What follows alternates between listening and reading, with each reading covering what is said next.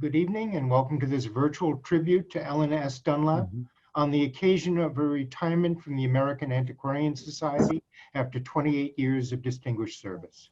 I'm Jim Moran, Vice President for Programs and Outreach at the Society, and tonight I will serve as your Master of Ceremonies. We trust that you have all received cocktail kits with recipes of historic elixirs for you to use and to join us, or with your favorite beverage. But in either case, I hope you will join me in toasting Ellen at various times during tonight's program. While we wish that we could all be together in person, the COVID-19 pandemic has forced us all to socialize from a distance. But on the positive side, the only thing we will have to operate is our computers, our smartphones, and our tablets. And as far as I know, no one has ever been stopped by the police for operating one of those under the influence. So raise your glasses with abandon. Huzzah. Huzzah. Tonight we will hear from several people who have known and engaged with Ellen in the various parts of her life, from her tireless work volunteering as a board member of cultural organizations in Worcester, across the Commonwealth of Massachusetts, and indeed throughout the country. We will also hear of Ellen's wise mentorship to other professionals in the library world, and finally we will hear of her impact on the staff and membership of the American Antiquarian Society. Throughout the evening, we will be showering Ellen with special gifts. These gifts are surprises for Ellen, and thus we have solicited the help of her husband, Frank Armstrong, to assist in the presentation of these. Once the formal presentations are over, we will split up into smaller breakout rooms and will mingle with Ellen as she joins each group. Most breakout rooms will also contain AS counselors and staff who will engage you all in some online conversation as you await Ellen to join you. We encourage you to use the chat function to send messages to Ellen and to, well, chat with one another. This meeting and the chat will be recorded and given to Ellen. Working behind the scenes to assist me this evening are my colleagues Kayla Hopper, Amanda Kondak, and Kevin Wisniewski, and I may call on them at times to perform certain functions. I would also like to mention that the current staff of the Society is hosting another online party for Ellen on her last official day, and we will have additional gifts and accolades that we will share with you, Ellen, at that time. To start us off, we have some government proclamations, and the first is from the Mayor of Worcester, Massachusetts, the Honorable Joseph M. Petty. Please unmute yourself, Mayor, and begin. I think I'm muted. Oh, can you hear me? Yes, we can. Okay, perfect. Thank you, Jim, and welcome everyone. And I brought a special guest with me, the City Manager at Augustus. And before I do my presentation, I think Ed just wants to say hi and good luck. And I know we're limited to 3 minutes, so we'll do it quickly. I'll go quick. I just think the world of Ellen. She's been an amazing partner to work with. We're going to miss her in that role, but we're going to be keeping in touch, and we're lucky to have her and have had her guidance over these many years. So many. And Mr. Manager, thank you for everything that you do. I wear my mask everywhere. That's the way, Ellen. Keep it up. And I just want to also say thank you, Ellen, for all the work you've done since 1992 here in the city of Worcester. You made a difference, and that's what I think we all try to do. And you made the city a better place. And so I want to say thank you. I just have something I want to read to you. Under your guidance, the American Antiquarian Society has been moved to a greater place of prominence and fiscal security. You have been instrumental in making the important collection more open and available to the wider public and academic study. Every important work of scholarship about the United States of America's birth and beginning goes through the American Antiquarian Society in the city of Worcester. In light of your lifetime of service to the preservation and sharing of American history, your dedication to growing the understanding of your shared past, it is only right and fitting that you receive the City of Worcester's highest honor. Congratulations. I wish you all the best in years to come. It is my pleasure to present you the key to the City of Worcester in recognition of your years of dedicated service to the American Antiquarian Society, and to the preservation of the American history as a whole. And here's your key. I'll pass it right through here. On the Huzzah! internet. Go ahead. There you go. Oh, look, here it came through. Look at that. The magic of the Zoom. Woo. Thanks, Joe. And thank you for everything that you and Ed are doing. My heart goes out to you every day. And you're just keeping us all safe. And I'm so grateful for everything that you do. Thank you. Thank you. Yes, thank you very much, Ed and Joe. Next, I would like to introduce the Massachusetts State Senator and AAS member, Harriet L. Chandler. Senator Chandler, please unmute yourself and begin. There. Thank you. Thank you very much. It's an honor for me to participate in this program. Ellen, we're going to miss you so very much. I am honored to be Harley, you and I see each other at the grocery store. You're not going to miss me. I live in the grocery store. I just got back from the grocery store just in time. But it's really a pleasure to be able to bring you what is a high honor from the State Senate, which is our citation. And you have it there, actually. Frank's reading it here. So look at this. Look at this. How fancy is that? Oh my goodness. But we want to recognize you, as it says on the citation, in recognition of the momentous occasion of your retirement from the American Antiquarian Society after 28 years of dedicated leadership. And it is signed on this day, and it is signed by the President of the Senate, and it is signed by me as the senator who's fortunate enough to have the American Antiquarian Society in my district. We are happy to have it because, frankly, it puts us on the map. The American Antiquarian Society puts any district on the map. And what you have done in your 28 years is to make it much more available to the average person. When I first came here years ago, Ellen, you had to be a scholar to be able to even enter.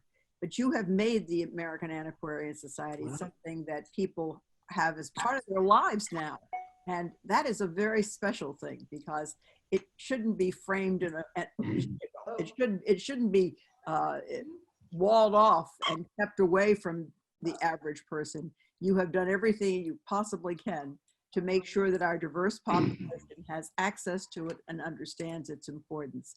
And you have done wonderful things in terms of making it even a greater treasure than it was when you received it in the beginning of your stewardship. So congratulations. We're going to miss you on a regular basis, but I'll see you in the grocery store. I will. But Harley, also, I want to say what you said about the access to the Antiquarian Society. You know, not everybody needs to go to a research library, but I just want everybody to be proud that a fabulous, fantastic, great research library is in their community.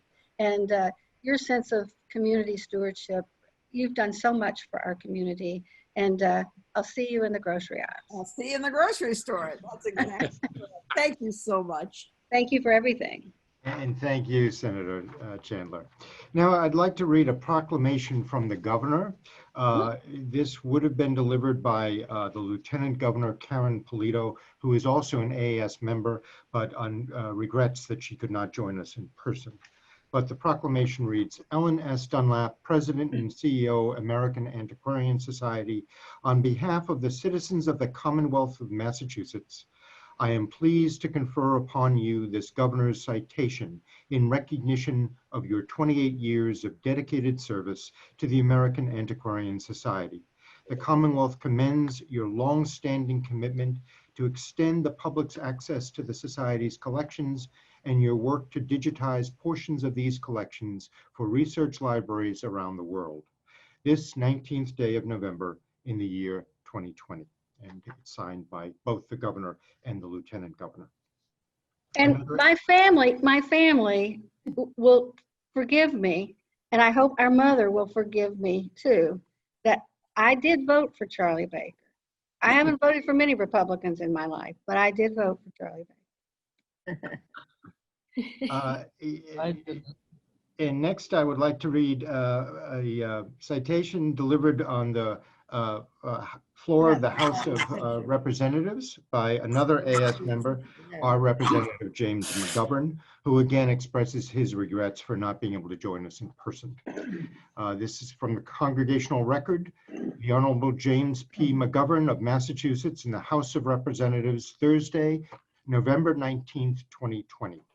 Madam Speaker, it is a great honor to rise today in recognition of Ellen Dunlap of West Boylston, Massachusetts, who will soon be stepping down as president of the American Antiquarian Society after 28 extraordinary years in that position. America's history, Madam Speaker, is our greatest natural resource. It speaks to us across the years and serves as a source of great inspiration and hope for people across this country.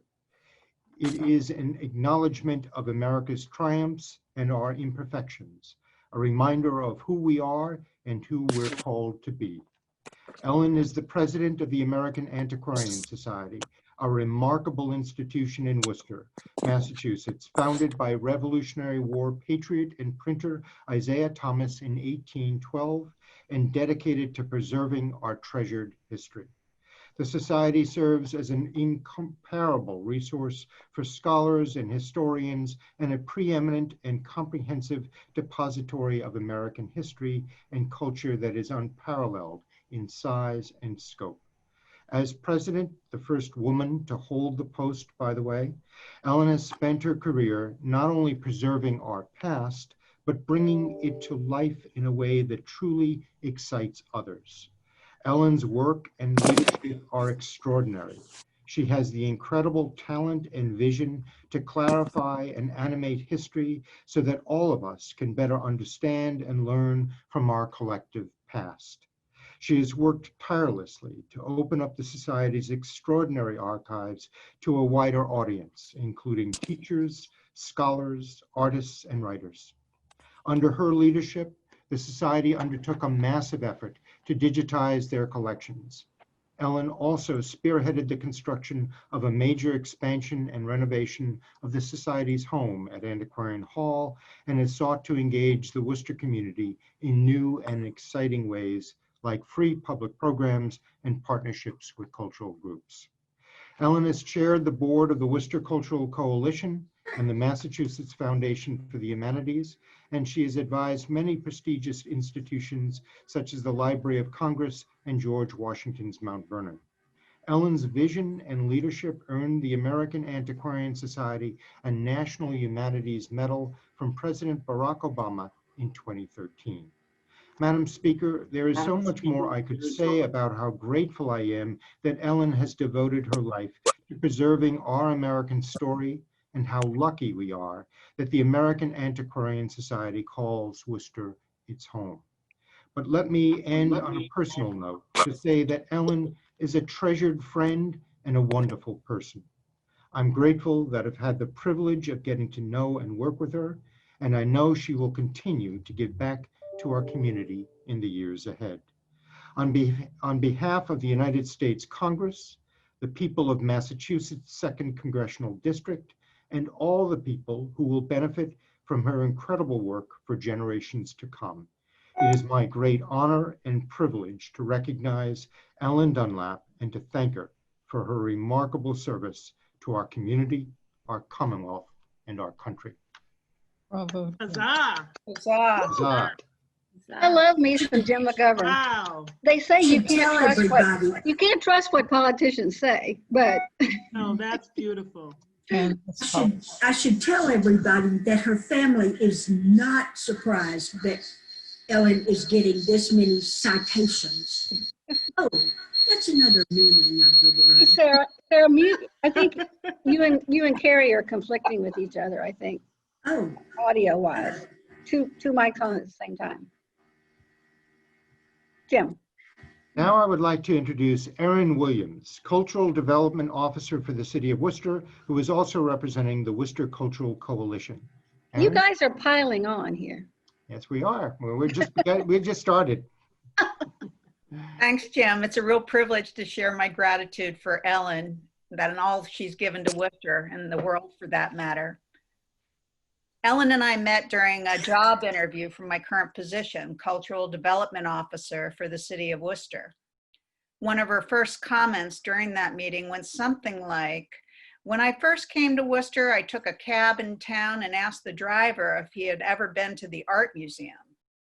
His response was something to the effect that he had not, that those who run the city give you what they think is enough." Well, Ellen pondered his reply, and being the social connector that she is, rallied cultural leaders to open their doors, engage with the community, and breathe fresh, creative ideas to life. Access for all. She realized there was a tear in the civic fabric which needed mending. Being a seamstress, she could piece the patterns together.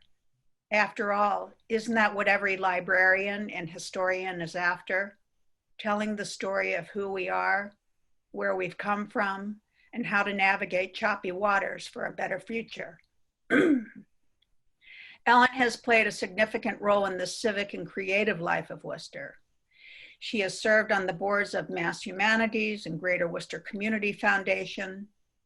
She is a founding member of the Cultural Coalition and served as chair for many years, giving hours, months, years, and years to weaving together arts and culture with a capital C and small c. Ellen is at home with scholars, bon vivants, burly photographers by the name of, well, and august city leaders. No hiding in musty bookshelves for Ellen. Rather, she and AAS staff have made their mark as one of the first libraries with historic collections to be digitized, shared with the world. Again, access for all. And a steady stream of income for the library besides. Her 21st century thinking and doing has put AAS, thereby Worcester, on the map. When a staff member suggested that Isaiah Thomas leave his press and meet with young students in the Worcester Public Schools, she handed him his newspaper and cap, and off he went. Thomas is entrepreneur, civic leader, and publisher to young people, bringing history to life. I often equate Ellen's storytelling, keen memory, and ability to tell it like it is with Howard Zinn, translating complex natures, political and social dynamics, down to everyday experiences. She takes no guff from anyone. Remember, she's been Texas.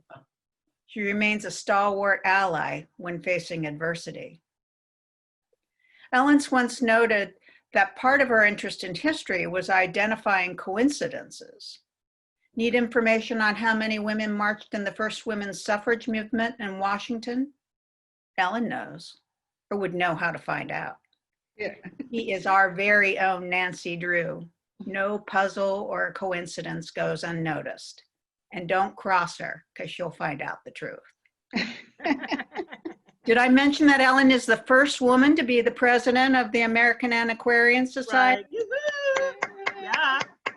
As well as one of the few who have received the National Humanities Medal along with a hug and laugh from President Obama.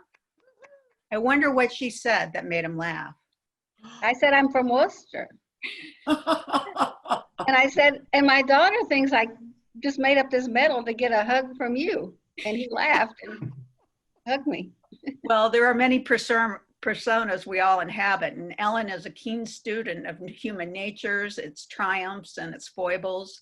She is a lifelong partner of a brilliant photographer husband, Frank Armstrong, mother to a crackerjack smart daughter, Libby, and ardent grandmother who enjoys her grandson Mason's love of trains and ability to cajole a smile from his grandma or anyone.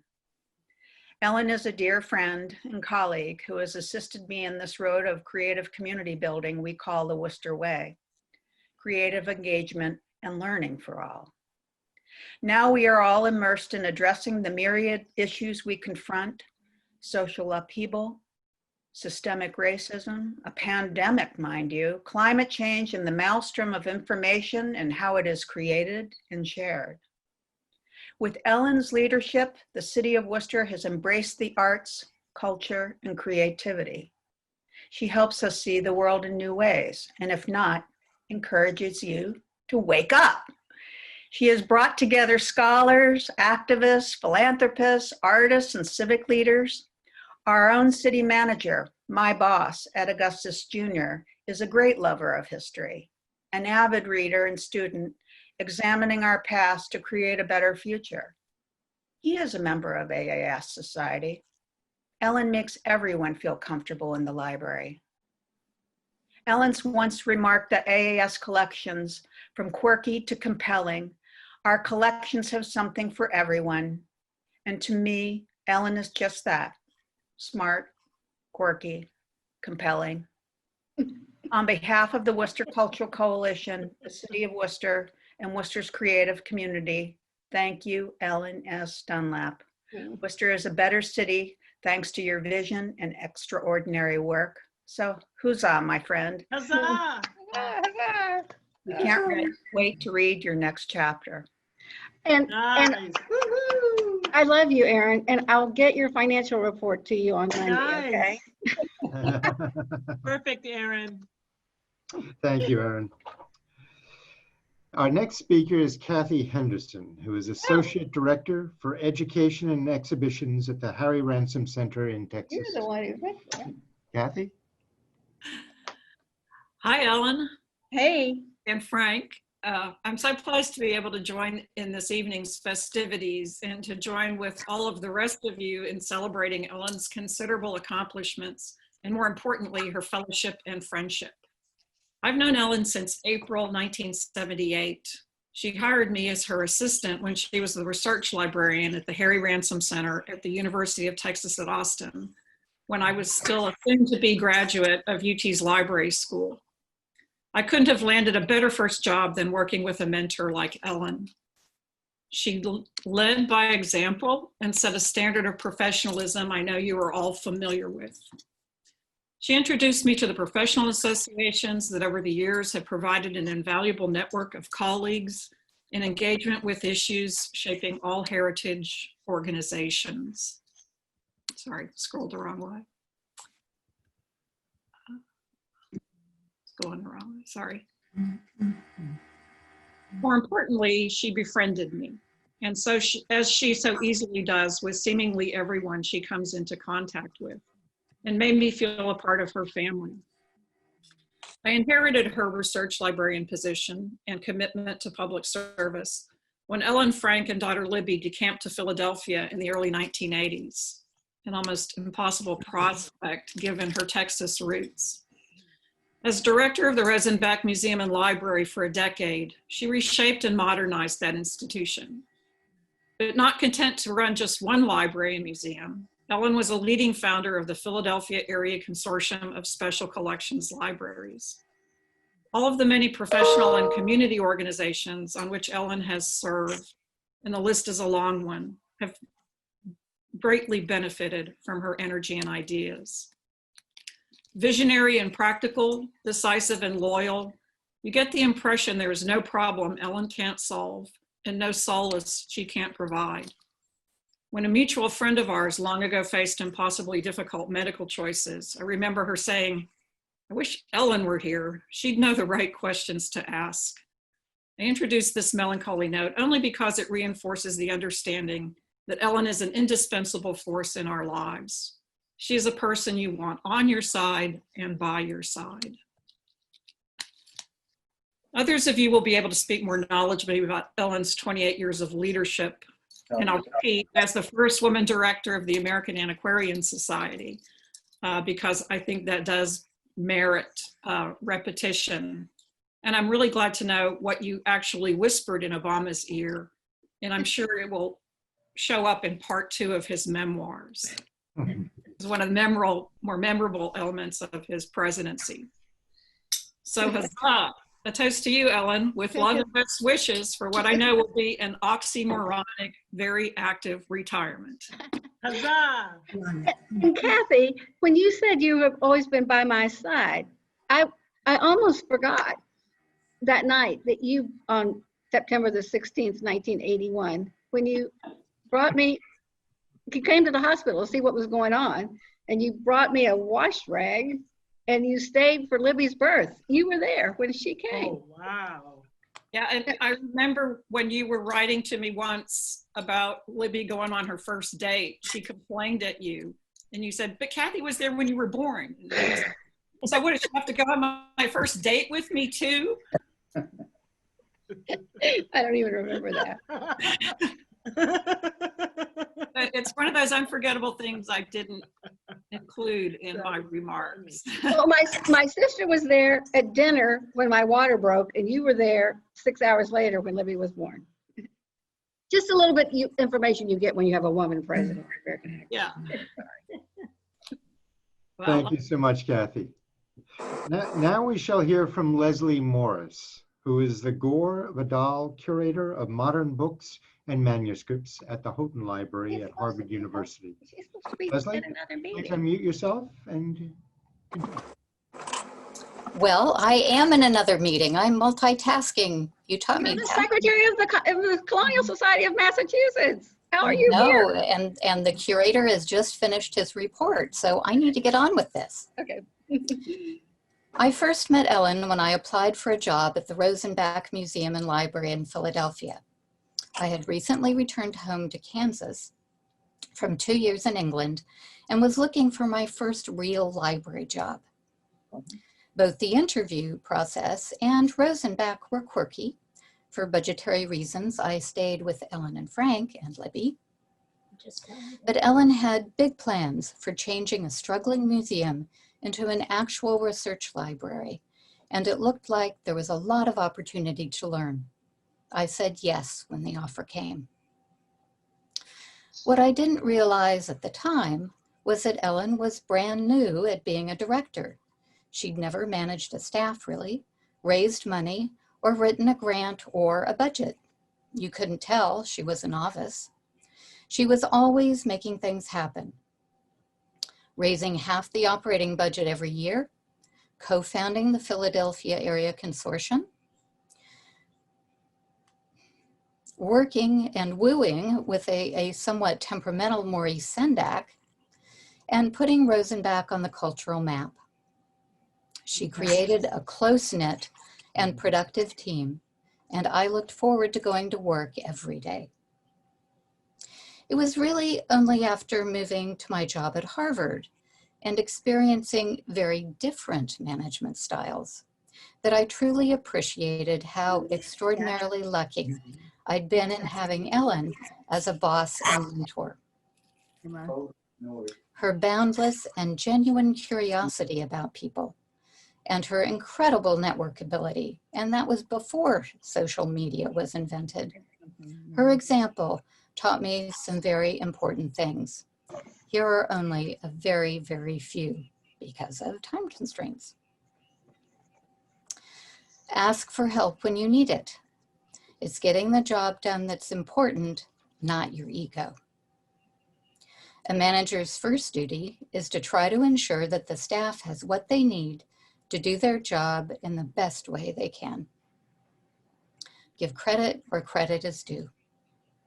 Collaboration makes you stronger, but for collaboration to work, each party needs to benefit. I learned a lot about negotiation. It helps to be a good storyteller.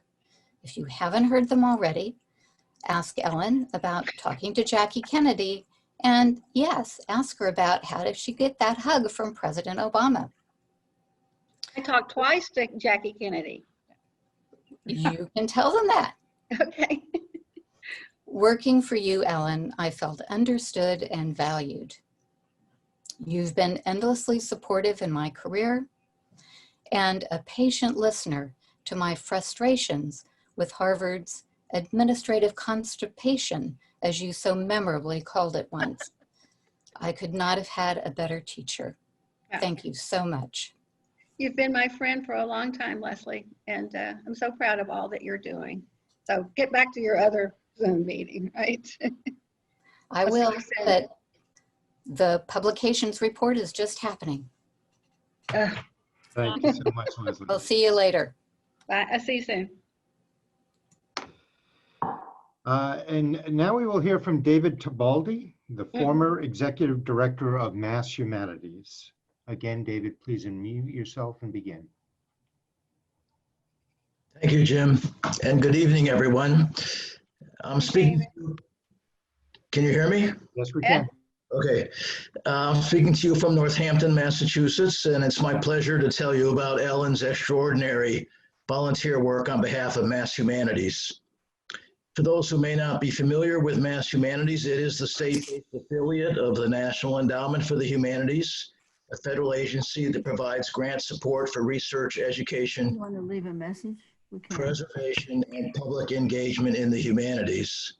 The public engagement aspect of the endowment's mission is carried out largely through the activities of 56 state humanities councils, volunteer organizations in all 50 states and the U.S. territories charged with the task of developing and funding public humanities programs that draw upon the unique resources and address the particular needs of each state or territory. Ellen served as a director of the Massachusetts Humanities Council from 1996 until 2004, as treasurer from 2000 to 2002, and as chair of the 25-member statewide board from 2002 to 2004. As chair of the board, Ellen was adept at resolving contentious issues by identifying otherwise elusive points of agreement among disparate points of view and at defusing tensions with a judicious application of her finely tuned sense of humor and her sometimes underappreciated sense of humor. Ellen was also a founding member of the Mass Humanities Advisory Board, a select group of former board members who share a desire to remain engaged in the work of the council after completing their terms. This group assists the organization in a variety of formal and informal ways, including at times service on one or another standing committee where their expertise and experience are needed. In this capacity, Ellen has continued to serve on the council's finance committee since rotating off the board in 2004. That's 16 years ago. Her knowledge of budgeting, investment, and auditing practices in the nonprofit sector and her eye for detail have been invaluable. Lastly, Ellen also served on 2 ad hoc hiring committees that completed very successful high-level searches for Mass Humanities, hiring the organization's current development director in 2003 and my successor, Brian Boyles, in 2018. In my 33 years as executive director of Mass Humanities, there was no volunteer who served the organization so long, so well, or with such a plume as Ellen Dunlap. Ellen, we are enormously and forever grateful for your friendship and your service. Thank you. David, it was such a pleasure to work with you and work with Brian. I love Mass Humanities, and I'll do anything I can in the future. We'll just have to get this chart of accounts straightened out. That's the next part of the challenge. Love you. Love you. Hi, Frank. Thank you so much, Great David. to see you. Frank. Next is Alice Schreier, Roger and Julie Baskus, Vice President for Collections and Library Services at the Newberry Library in Chicago. Alice? Thanks, Jim, and good evening, everyone. I'm honored and happy to be part of these festivities. Ellen and I met through a mutual friend at Columbia, where I worked, when she was at the Ransom Center. Our friendship grew along with our careers, notably while we both attended Sunday morning kindergarten, run by Edwin Wolfe II, the legendary then librarian of the Library Company, for a small group of Philadelphia area special collections librarians. Some of our classmates are here, Ellen, so we can reconvene afterwards. Jim and Joan and Marie and all that. Yep. Ellen has guided and strengthened many professional, educational, and scholarly programs and organizations. The Conservation Center for Art and Historic Artifacts in Pennsylvania, Rare Book School at the University of Virginia, and the English Short Title Catalog North America, we wouldn't want to forget that, to name just a few where we've served on boards together. She has an uncanny ability to know everyone and everything. People have mentioned her networking capability and her amazing recruitment recommendations. She has an unfailing focus on the big picture and a willingness to say exactly what she thinks. Ellen spent most of her career at independent research libraries. I spent mine until 5 years ago at academic research libraries. When I was contemplating a move from the University of Chicago to the Newberry, there was one person I knew I needed to talk to about that decision.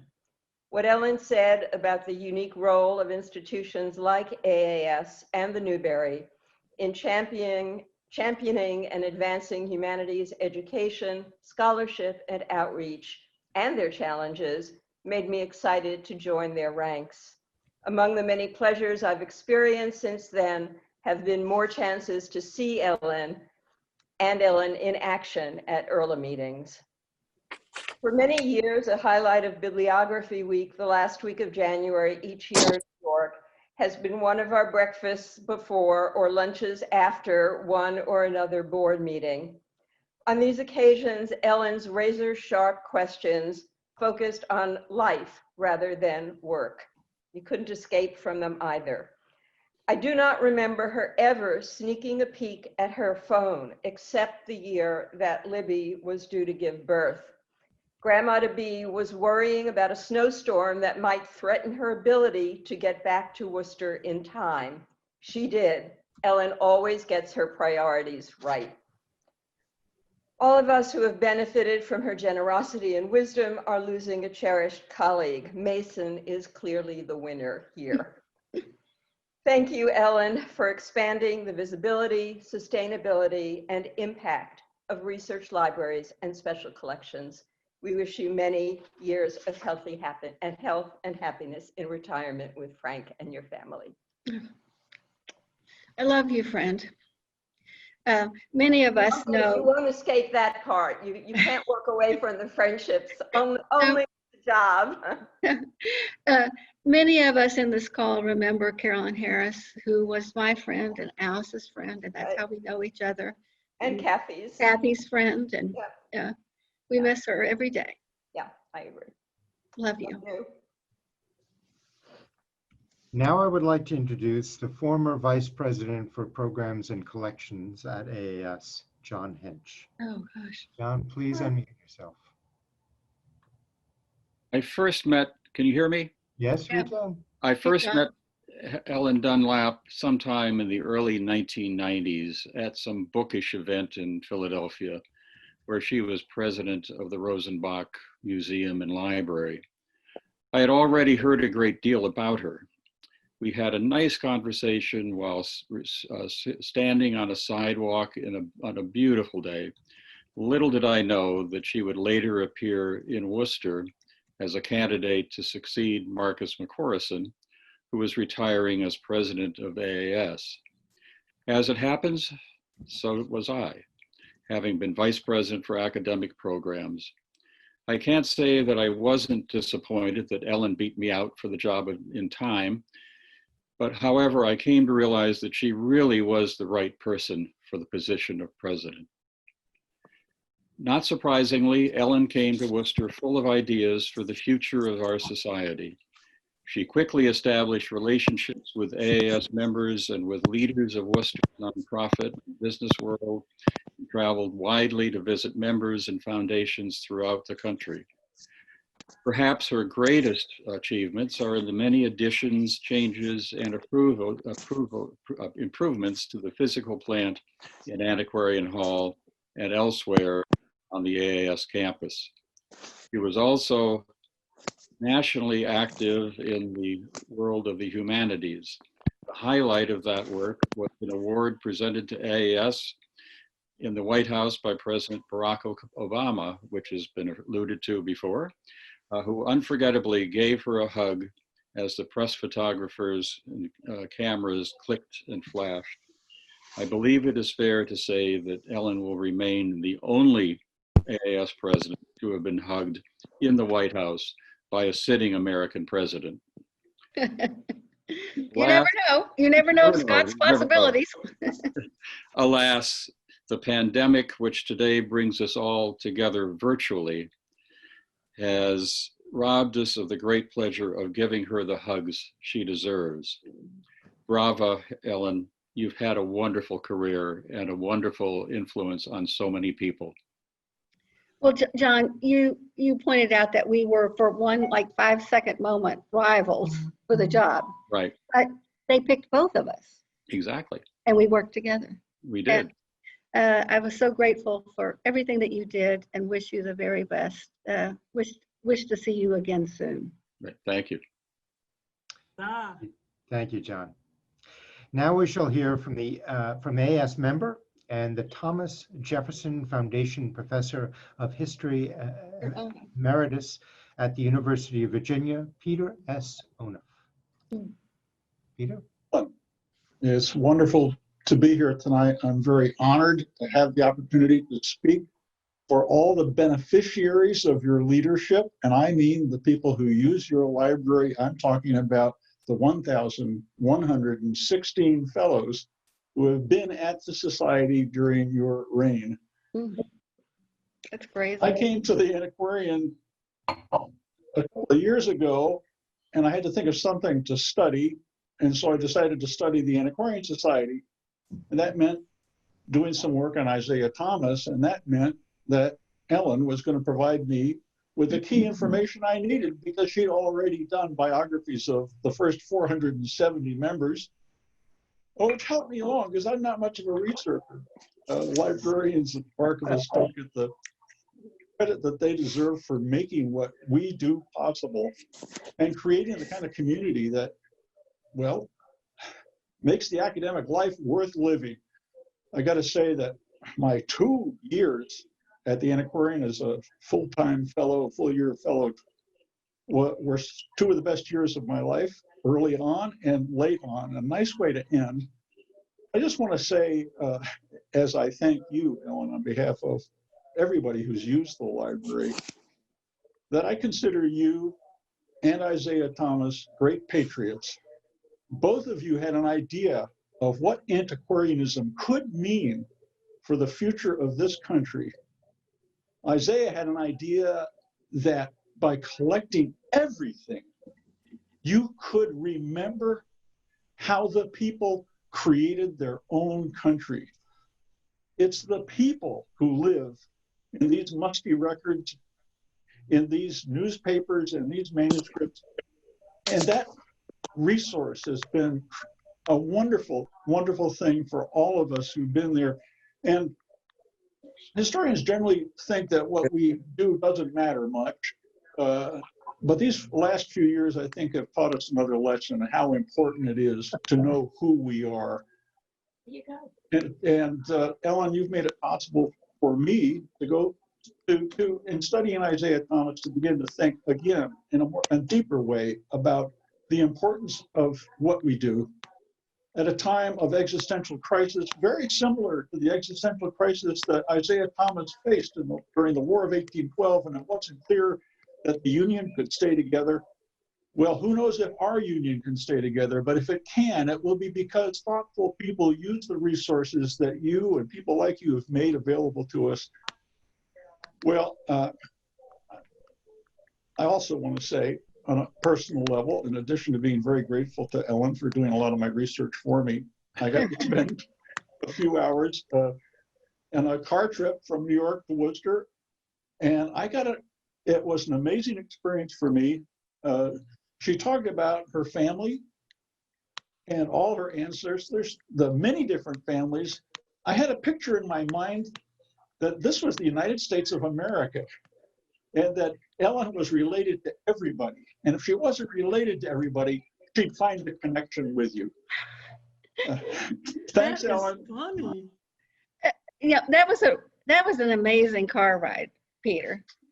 We got to talking so much as we left New York that somehow we ended up like in, I don't know, like New Jersey when we were supposed to be going to Connecticut. But we just kept talking and talking. And I was just, yada, yada, like I do. And the next thing, when we got to the Massachusetts border, you had convinced me that I needed to write a book. Well, I wanted to say that. Yes, come on. But my sister and I have all the same genes, and it's a wacky world that we're connected to. But that's what I love about genealogy, not to prove that you're related to somebody important, but you're related to No, just to the everyday people. people, to the Yeah. people. Yeah. But thank you, Peter. Thank It's you. great to know you. My best to Rachel, too. Okay, I'll pass it on. At this juncture, I would like to turn the program over to our current council chair, John Hearn, who will introduce various members of our council or board of directors. John?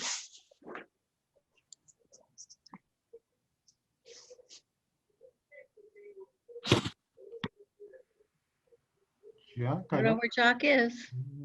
He's in Petersham, I think. Actually, most people would rather have me muted, but anyway, I'll sort of open it. Anyway, Hey. it's been an extraordinary kind of half hour, 45 minutes. This is your life, in effect, and to recognize and acknowledge the extracurricular activities, but also the personal connections, because as you were saying at the council meeting the annual meeting this morning, this stuff all comes back to people. And old objects and things are important, but it's the personal connections that I think are so fundamental. And you've been truly a cultural citizen, as we've heard all through this, which is so important. And you've actually made the word, I think Peter is kind of alluding to, the word antiquarian almost seem kind of modern, but certainly a humanist word, which is important. And I can just say personally, the conversation that just took place between John Hench and yourself was extraordinarily touching, very powerful. In any event, we had a great time celebrating at the annual meeting, a lot of things that you've done. We don't want to stop with that in terms of the council itself. And you will be in 12 days, the President Emeritus of this great society by unanimous vote by the council. But you still got another 12 days to go. So in this world, who knows what that means? But anyway, it's been quite remarkable. So we're going to start with Dick Brown, who is our senior counselor. He is the, make sure I get these titles right, the Board of Trustees, Professor of History, Emeritus at the University of Connecticut, and also President of the New England Quarterly. So Dick, if you could start here first off. Sure, I'm very happy to do this, and Jock had me cut down the number of words from 447 to 310. On behalf of the council, I am honored to present Ellen with a gift in recognition of her 28 years of outstanding leadership. Trained as a librarian, Ellen has been truly a great librarian. She has overseen the organization and preservation of millions of books, prints, and manuscripts, and assisted readers by providing access to those works. Those of us who have witnessed Ellen over the past 3 decades know these fundamental accomplishments are but a fraction of her contributions to the AAS, to Worcester, to Massachusetts, and beyond. Those who come to use the library's resources extol the friendly help the AAS staff routinely supplies. Ellen has assembled a team of talented professionals and rewarded their spirit of service. Without fanfare, Ellen extended her predecessor's achievements. She transformed Redex microprints into vast collections of digital images, enabling worldwide access to rare imprints. Ellen made the AAS more outward-facing by expanding fellowship and public programs, and by reaching out to schools and cultural institutions in Worcester and beyond. That she and her staff have maintained AAS through this pandemic exemplifies her magical capacity to adapt. Ellen Smith Dunlap has been in every way a builder. She supervised 2 major building projects, giving AAS facilities that will serve our many publics for decades. And she has led in raising the tens of millions of dollars necessary to turn aspirations into bricks and mortar realities. When President Barack Obama awarded the National Humanities Medal to the AAS in 2013 for safeguarding the American story, He praised Ellen as leader of a centuries-old society connecting generations of Americans to their cultural heritage. His words. Truly, as President Obama said, her work has, I'm quoting, enhanced the character of our country, and for that we are extraordinarily grateful. Thank you, Ellen. Thank you, Dick. And Ellen, Frank has this to. No, look at this. The magic of Zoom.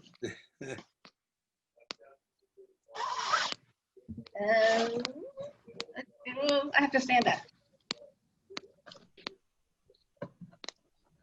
Help me, Frank. Okay, here we go. We're getting there. We're getting there. We're getting there. Return receipt is on the top. I'm not returning anything. Nice, lovely, lovely.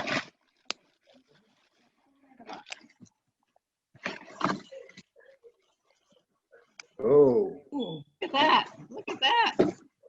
It says things on here. Yes, you need to read those things. To Ellen Dunlap, with great appreciation for 28 years of outstanding leadership from the Council of the American Antiquarian Society, November 19th, 2020.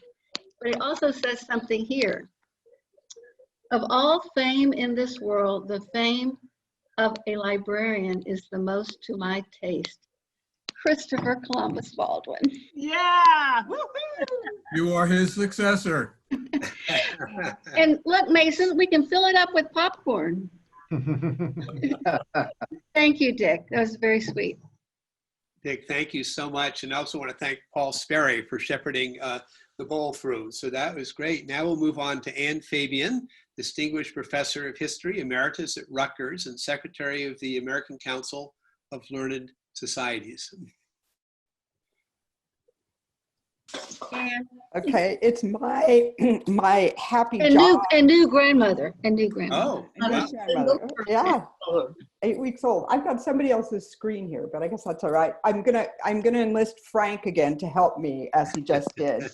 So here he is. Thank you, Frank. You can unwrap it now, and we can look at it while I talk.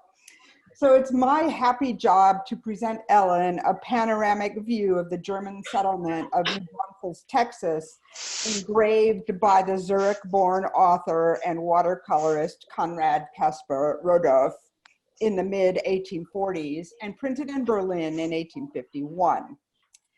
The lithograph was designed to entice German immigrants to Texas. I know it's never going to work on Ellen now that I've seen Mason, but here's something. Anyway, it was part of a promotion of a group called the Adelsverein, an association of noblemen determined to spread German culture by encouraging their poor countrymen to come settle in Texas. Some came, but things, as they are apt to do in Texas, didn't always go smoothly. Artist Rodolph himself died around the time he made this picture. No surprise, he was shot in a dispute over a piece of land.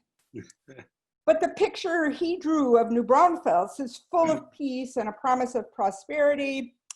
From a hill south of town, we have, as one German traveler put it, a beautiful and commanding view of the whole town and of the neighboring hills, forests, and valleys for miles around.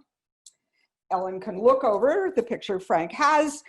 We look north to the town. A man lounges in the foreground on retirement. Livestock grazes on nearby plains, and travelers meander along the roads. AAS owns a copy of Rodolph's lithograph given to us by J. Last in 2001. But Ellen's copy also has a very special connection to AAS. For many years, this particular image hung on the wall in Bill Reese's office on Temple Street in New Haven. It's thanks now to the generosity of Bill's widow, Dorothy Hurt, that we are able to pass this view of German Texas on to Ellen. I think we can imagine that the paper captured the dreams and aspirations of Texas settlers, but perhaps better for us, this image on Bill's wall absorbed some of Bill's wit and wisdom. This exceptional lithograph is quite rare, Bill wrote in his catalog. as is the woman to whom we present it tonight. Thank you, Ellen, from Bill and Dorothy, and from all of us who've had the enormous privilege of working with you over the years. And may this picture on your wall be the occasion for you at least to tell Mason's stories of Texas and stories of the people who wound up there in the 1840s. So thank you, Ellen. Ellen, you're muted. You're muted. Frank was making so much noise unwrapping this wonderful thing that I muted myself. But having a connection to Bill, this means so much to me. The other day, as I think Dorothy knows, the staff at Nick and the staff were setting up a blog post they were interviewing me. It's not a blog. What do you call interviews? Anyway, podcast. And at the end of the interview, they said, "Oh, you're retiring. Is there anything that you want and you left to do? Was there anything you didn't get to do while you were there?" I'm like, "Oh my God, do you have another hour of all the things I didn't do?" And they said, the final question is, "Well, what do you regret? Are there any regrets in your career?" And I said, "My regret is that Bill Reese is not here now." But I have a piece of him here. Yeah. So thank you very much, Anne and Dorothy too. Yeah. That's a sentiment we all share. And actually, Anne, I think, first met Bill when Anne was in graduate school, and Bill was a very precocious, either sophomore or whatever, in a graduate seminar. So it has the longest relationship of all. Go ahead. And Scott was all in that cabal. Yes, right. So there's great continuity there. I really want to thank particularly Nick Aratakis, our counselor, who works with RISCO, and we had asked him, our charge was really something to Texas, and he had the brilliant imagination, and then Dorothy's great generosity to do this, and the connection to Bill is obviously very profound. So interesting is the connection to Jay Last and the way the world works, that's where ours is. So, and Frank, we want to thank you for everything as well. You've been just such a extraordinary citizen in us. Always so great to see you at all these parties, and thank you for helping with this process as well. And he had to bring me down here when the internet was broken, exactly. And then go back and get all the presents, which were at my house, because Carolina had brought them all to my house. And that's all. A lot of that's recorded if you're driving in. So we have one more. Cheers. So we have one more from the council, and that's the Christopher Columbus Baldwin Award. Oh. Christopher Columbus Baldwin is kind of not a mythical figure. He's the real thing, and an extraordinary person. In sort of one sense of maybe capturing a bit was a piece I read about. He was a diarist, and he was writing in one particular point about acquiring about 4,400 pounds of the Thomas Walcott New England imprints, sort of books, manuscripts, all sorts of things. And here's what he wrote. Everything was covered with venerable dust, and his eye, being Christopher Columbus Baldwin, was under a slated roof, and the thermometer at 93. I had a pretty hot time of it. The value of the rarities I found, however, soon made me forget the heat, and I have never seen such happy moments. And that is sort of the nature, it's kind of extraordinary. The council back, I think it was year 2000, decided to present from time to time a prize to recognize certain individuals who have given exemplary service to the society. Now, there we go. The almanac of 2001 also noted the recipient is not required to give his life to the service of the society, just to be careful, because Christopher Columbus Baldwin unhappily died in an accident in 1835 in Ohio. He was a great collector of New England imprints and the like, but at the time, also there was great fascination in society in Indian mounds and archaeology, and that's what he was going out to see. So sadly died. The council further goes on, is anticipated that the Christopher Columbus Baldwin Award will be a signal honor, and thus the ceremony at which an appropriate token of the award, and I'll describe that token in a moment, is presented to the honoree will be a major event for the society. There was a great dance given for John Jepson when that started, and I consider this quite a major event, a little different than what we were expecting. We were the Texas Roadhouse, but here we are. And I'll just list the people: John Jepson, Marcus McCorrison, Bill Reese, Sid Lapidus, and Ellen. Those are the recipients, and that's quite a legacy there. And Jay Last. Jay Last, pardon me, Jay Last was my list. Just adds to that legacy. So Ellen, from all of us, the societies, you know, the council, the governments, this is, as we were saying earlier, this is an extraordinary kind of relationship we've all had and will have ongoing. So thank you so much for everything. Well, this was completely unexpected. And it means so much. I mean, I once said to, I think Marcus, you know, we revere Isaiah Thomas, but we heart Yes, Columbus totally. Baldwin. Yes. And if anyone in this Zoom meeting would like to read a very compelling, wacky life story, I mean, read the diary of Christopher Columbus Baldwin.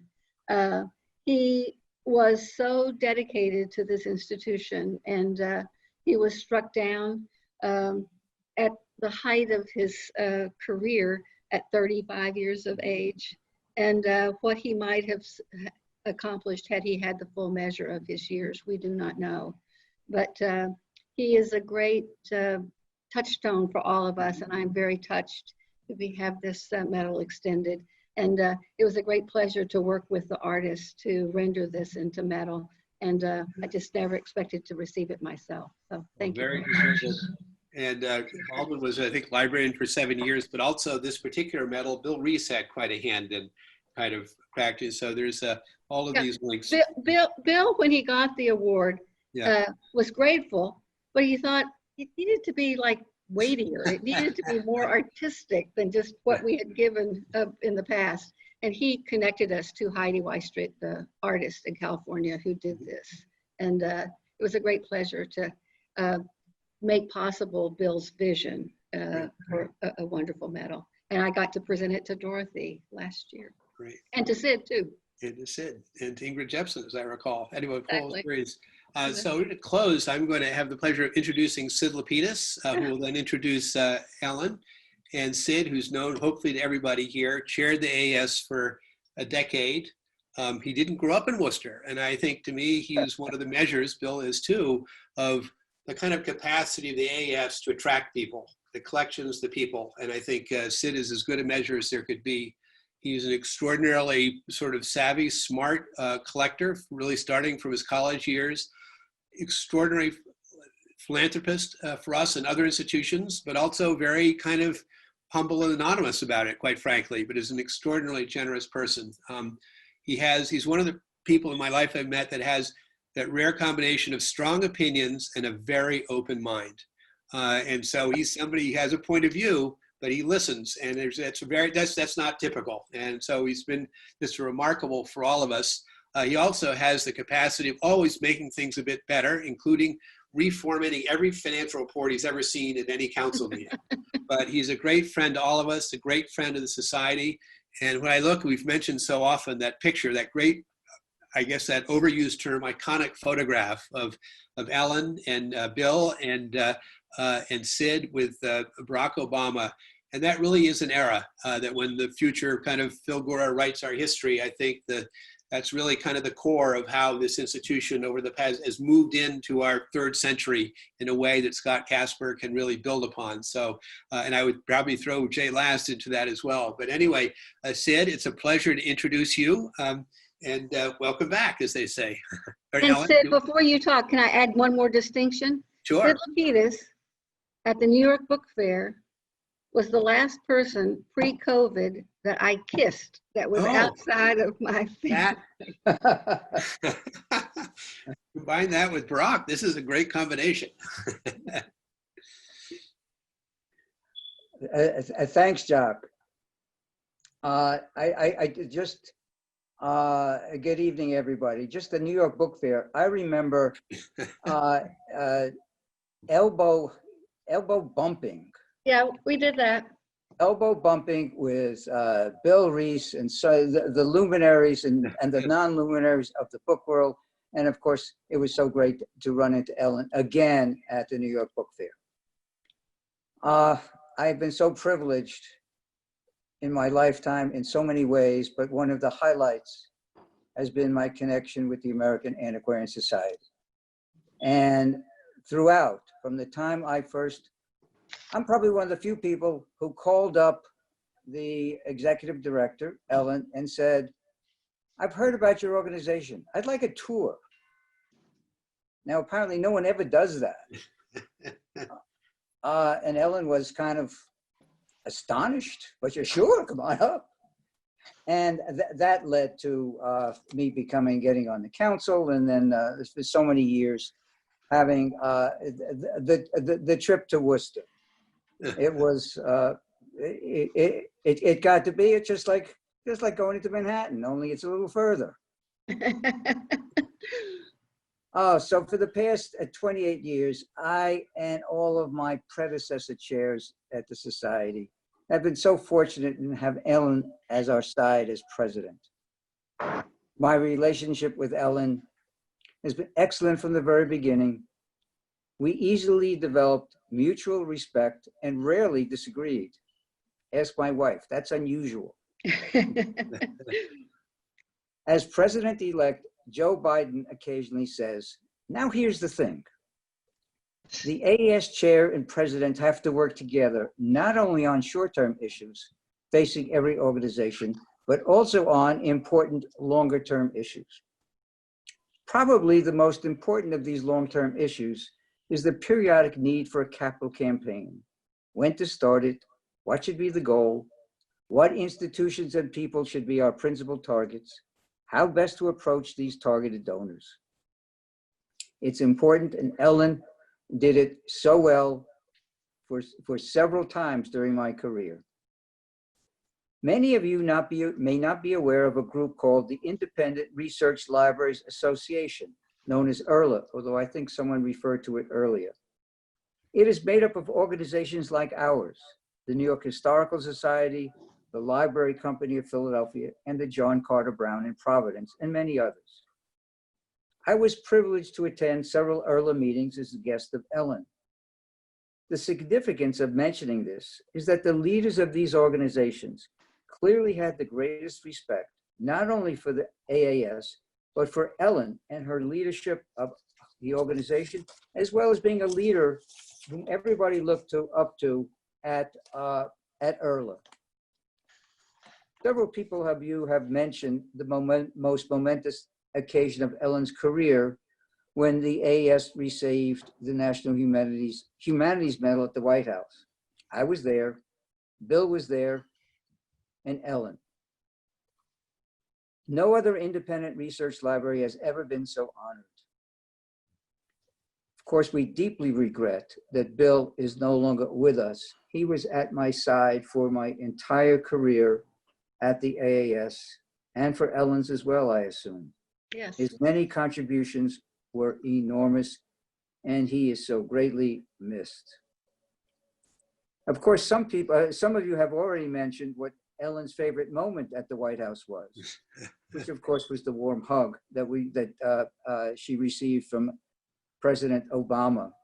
And Ellen was whispering sweet nothings in his ear, and the sweet nothings happened to be all about Worcester.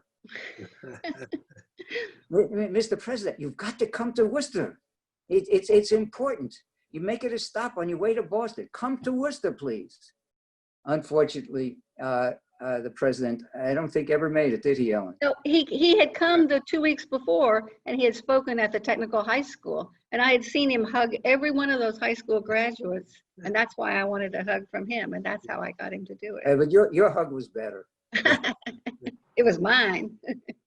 Ellen was on cloud nine for weeks. Even today, when you want to get a smile out of her, all you have to do is mention the Obama hug.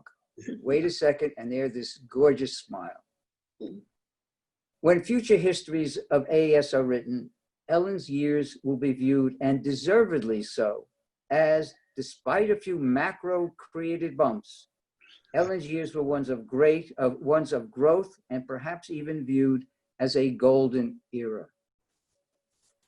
Ellen, you were great. We love you. You're fantastic. You and Frank have a great retirement together. Enjoy grandchildren. And now it is my pleasure, honor to introduce my friend, our peerless leader for so many years, the incomparable Ellen Dunlap. Let's give her a hand. Sid, thank you for everything that you did to make the years a little bit more golden. Your generosity, your leadership, your stalwart confidence in me made all the difference. And that's what I wanted to say in my remarks. There have been a lot of people over my life who have had confidence in me before I had confidence in myself. People in my family, people among my teachers in public school and in college. There were people who somehow encouraged me to do things that I didn't even know I wanted to do. And yet it sort of led me in a way toward the path that brings me here tonight. I never actually was qualified for any job that I ever took. Gives that? I just was willing to risk that somebody said I could be, you know, the secretary to the D.H. Lawrence Letters Project. Well, I didn't even know who D.H. Lawrence was, but I took the job, you know. I just, one thing led to the other. And when I went to the Rosenbach, as Leslie pointed out earlier, I'd never asked for anybody except my mother for some money, and I think she turned me down. But you know, to be, I became an executive director at a very early age. I was like 32 years old, and you just have to have confidence in yourself, and the fact that other people have confidence in you made all the difference to me. I also have just been so privileged to be at a place where someone like me, who is endlessly curious about everything, not especially knowledgeable about things, but just endlessly curious, could just have, I'm glad the internet exists because I'm always looking things up. Frank when he brought me got to go back home and get all the props. He said, "Do you want this book?" I said, "Yes, I want this book." This may turn out negative. I don't know if it's right side up or upside down in your view, but I've always had this book right by my computer. Don't know much about American history, everything you need to know but never learned. And because I'm in this institution that's so about American history, and I'm the perpetual student about all of it. I noticed that the sticky note was on the War of 1812. I've never been straight about what that was about or who won or whatever. So I always keep that close at hand. But I think the thing that when I was talking to John about our competition, so to speak, for this job, I always thought I knew what research libraries were about, what the process was about, the cataloging, the acquisition, the cataloging, the conservation, the access. It was never until I experienced the American Antiquarian Society that I understood what a really great American research library is about. Because it's this sense of generosity. Everybody on the staff is so generous, not only to the fellows and the readers and the strangers that walk in this place, but also to each other. And that's the zeitgeist of this place. It's part of the DNA of this place. And it's not anything that I did. I inherited it. And I did try to steward it, and I always appreciated it. I will say that all the things that I have been credited for in this wonderful cocktail party extravaganza are really to the credit of the staff. And I mean it sincerely. I was there as the cheerleader, and sometimes I was there as the problem solver, but they did the work. And I have been so privileged through all of the people that have worked here to be their friend and their colleague. I love this institution, and I love Scott Casper. I mean, I'm so thrilled that you have picked someone who truly understands this institution. And yeah, at the annual meeting, I read the encomium that, it wasn't an encomium, it was sort of a cautionary tale that Marcus read when he passed the keys of the institution over to me. Don't change this institution, Marcus said. And I say to Scott, continue to change it. It will just get better and better under your leadership. And it's been the pleasure of my life to be here, and I will stay close to this institution, and I hope to all of you for many, many years to come. Please join me in raising a glass and a toast to the incomparable Ellen Dunlap. Oh, who needs to refill her glass? Thank you all. Thank you, everyone. Huzzah! Cheers. Huzzah! Huzzah! Huzzah! Cheers, cheers. Cheers, cheers.